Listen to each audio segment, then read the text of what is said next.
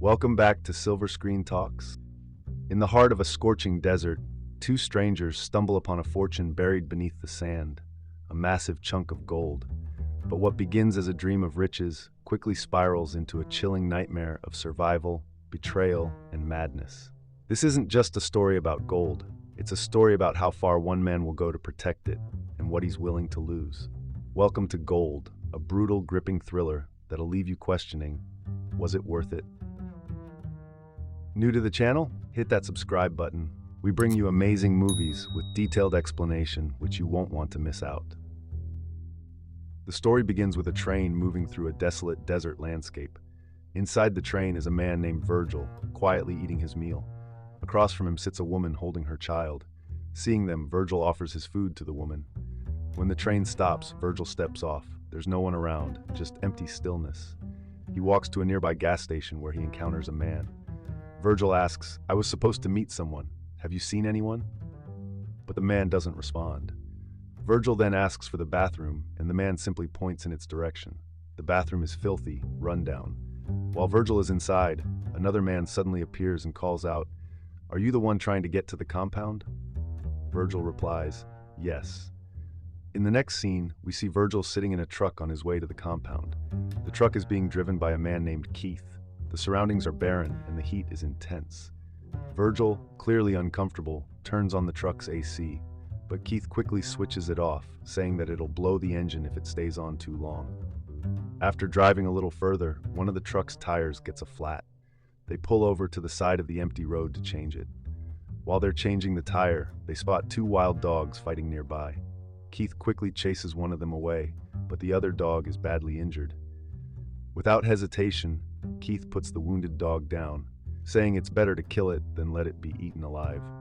After the tire is replaced, they continue their journey. By evening, they stop to refill fuel. It's getting dark, so they decide to rest for the night. As they sit by the truck, Keith turns to Virgil and asks, "Why are you going to the compound?" Virgil replies, "I'm looking for a good opportunity. I believe I'll find a better life there." Keith, who regularly travels to the compound, shakes his head and says, "It's not what you think. You'll just end up doing hard labor." To that, Virgil responds, "I'm not afraid of hard work." The next morning, we see Virgil driving the truck while Keith is asleep in the passenger seat. As the heat becomes unbearable, Virgil turns on the AC. Within moments, the truck starts making strange noises, waking Keith. Keith immediately shuts off the AC and yells at Virgil, demanding that he pull over.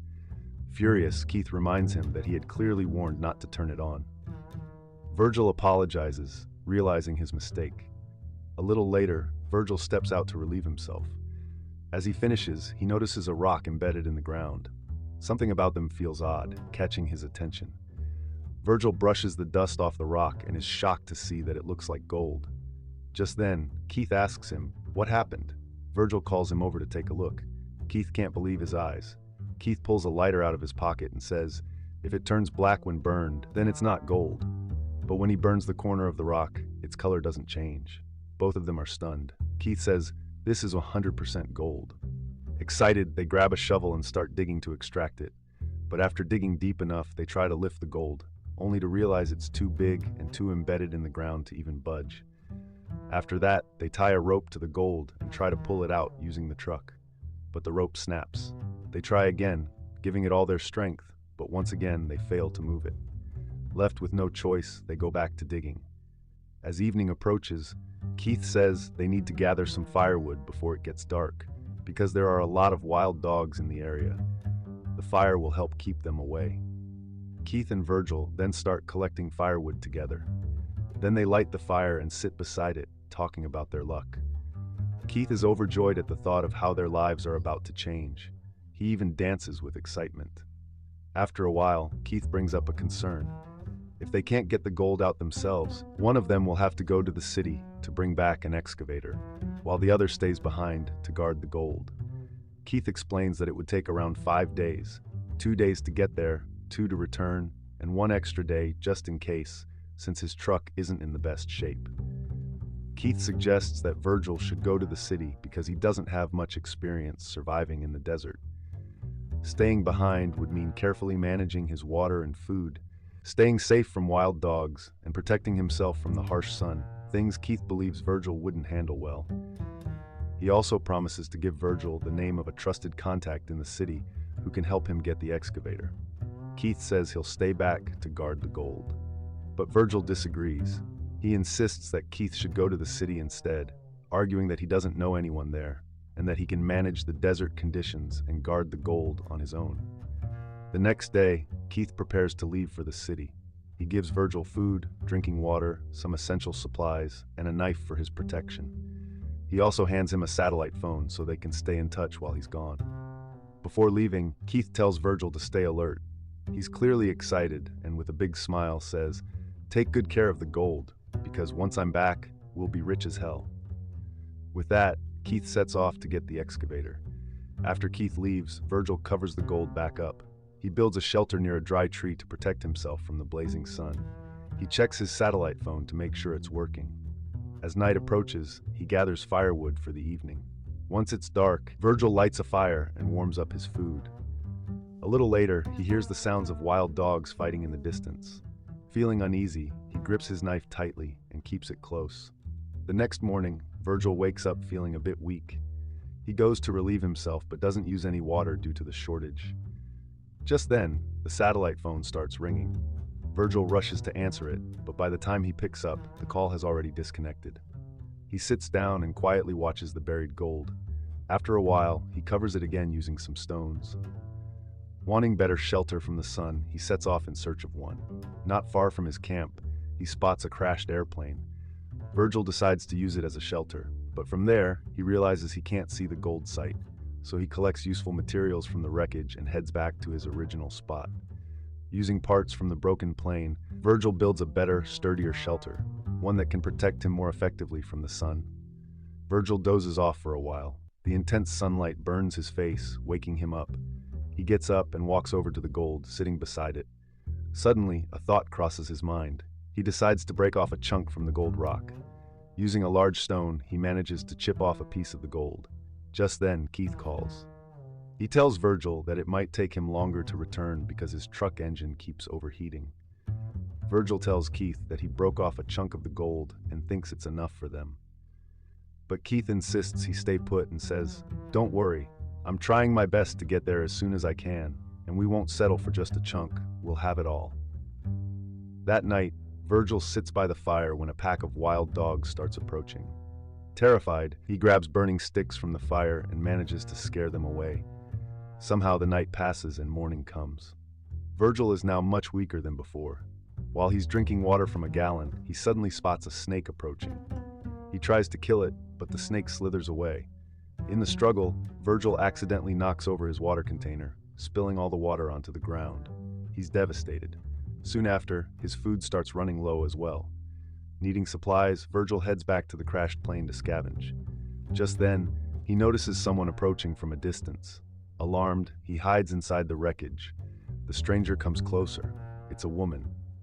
She calls out, asking Virgil to come out. She offers him some food, but Virgil refuses to take anything from her. She asks him what he's doing out in such a deserted place. Virgil replies that he's just collecting scrap. Virgil then starts heading back to his shelter. The woman follows him, continuing to ask more questions. Virgil tells her he's waiting for a friend who's coming to pick him up and take him to the compound.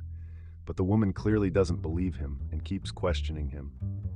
Frustrated, Virgil snaps and tells her to stop interfering in his business. Just then, the woman notices Virgil's shelter and starts tearing it apart. Virgil yells at her to stop and tells her to leave immediately. But the woman confronts him, saying, "I know you're hiding something. I think you came here with someone, hatched a wee plan. You think you can come out here because your fucked up city turned on itself and take what isn't yours?" She continues, "No, you people are the virus and you want me to leave?" Hearing this, Virgil loses control in a fit of rage. He grabs the shovel and strikes her. The blow kills her instantly. Then, Virgil takes the supplies he needs from the woman. After that, he digs a hole and buries her body. A while later, a pack of wild dogs arrives and begins to dig up her grave, tearing at her remains. Virgil chases the dogs away and, with a heavy heart, moves her body to another spot and burns it. Overcome with guilt, Virgil breaks down in tears, deeply regretting what he has done. The next morning, Virgil wakes up to a call from Keith. Keith tells him that he's finally got the excavator, but it'll take more time to get there because his truck is struggling to tow it. Keith encourages him to stay strong. Just then, Virgil sees a vehicle passing by in the distance. He quickly stuffs the gold chunk into his bag and gets ready to leave. But as he turns to look at the gold still embedded in the ground, he freezes. He could leave with the chunk he has, but his greed won't let him walk away. Later, as Virgil gathers firewood for the night, he notices a sandstorm approaching fast. He runs back to his shelter and desperately tries to reinforce it, but the storm is too powerful. The fierce winds begin tearing his shelter apart, scattering his belongings in all directions. Eventually, the shelter is completely destroyed. In the chaos, a nearby dead tree gets uprooted by the wind and crashes into Virgil, knocking him unconscious. When Virgil regains consciousness, he's writhing in pain. A sharp piece of tree has pierced into his stomach. But more than his injury, he's worried about the gold, which has now been buried under the sand due to the storm. He frantically searches for it, and after a long struggle, he finally finds it. Virgil then pulls the piece of wood out of his abdomen, causing heavy bleeding. He wraps a cloth tightly around the wound to stop the blood, groaning in pain. Then, he heats a piece of metal and cauterizes the wound, searing it shut to stop the bleeding. The agony is intense, but he forces himself through it. Writhing in pain, Virgil begins drifting in and out of consciousness. In his delirium, he keeps seeing the image of the woman he killed, her face flashing before his eyes, haunting every corner of his mind. His grip on reality starts slipping. He can't tell if it's real or just a hallucination. It's as if she's watching him from the shadows, silently accusing him, her spirit lingering to punish him. When Virgil regains full consciousness, he finds himself lying a short distance from the gold. Disoriented, he drags himself toward it. Just then, his satellite phone starts ringing, buried under sand. He desperately digs through the dirt to find it. It's Keith. Virgil, barely coherent, says, "I can't see her." Keith replies, "What are you talking about? Is someone else there?" Virgil answers, "She's all over the place." Keith, now concerned, asks, "Who is she? Did she know about the gold?" Virgil quietly says, "No, she didn't know about the gold."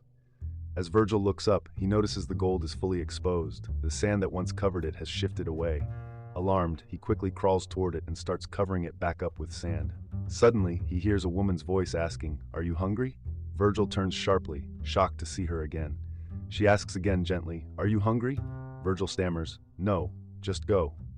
She says, "There's a waterhole not far from here. I can take you." But Virgil, shaken and on the edge, screams at her to leave, his fear, guilt, and desperation all boiling over.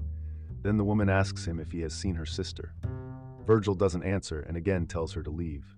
Eventually, she goes away.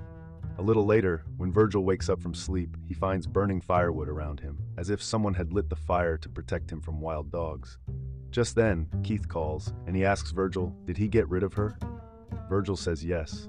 Virgil asks Keith when he'll arrive. Keith says he's nearby now and will be there soon. Slowly, wild dogs start surrounding Virgil. Virgil tells Keith, "You need to hurry." The dogs get closer, and Virgil tries to drive them away. Then we see Keith sitting on a rock. Meanwhile, the dogs start attacking Virgil. Virgil says on the phone, "Where are you? You need to come fast." But Keith doesn't respond. Virgil says, "That gold is mine. I found it. I did my part. I protected it." By then, the dogs start biting him. Virgil is now completely surrounded. The dogs drag Virgil away, and he starts getting pulled farther from the gold. Eventually, the dogs kill Virgil. All of this is being watched by Keith from afar through binoculars as he waits for Virgil to die. Once Keith is sure that Virgil is dead, he gets in his truck and drives toward the gold with the excavator. Keith reaches the gold and, seeing Virgil's dead body, feels at ease. Then, just as Keith puts on his gloves and moves toward the gold to extract it, an arrow strikes him in the chest, and Keith too loses his life. So this was the end of the movie. Hope you enjoyed it, and if you did, then hit the thumbs up. Please consider subscribing to the channel. Stay tuned for more detailed explanation of movies. Thanks for watching.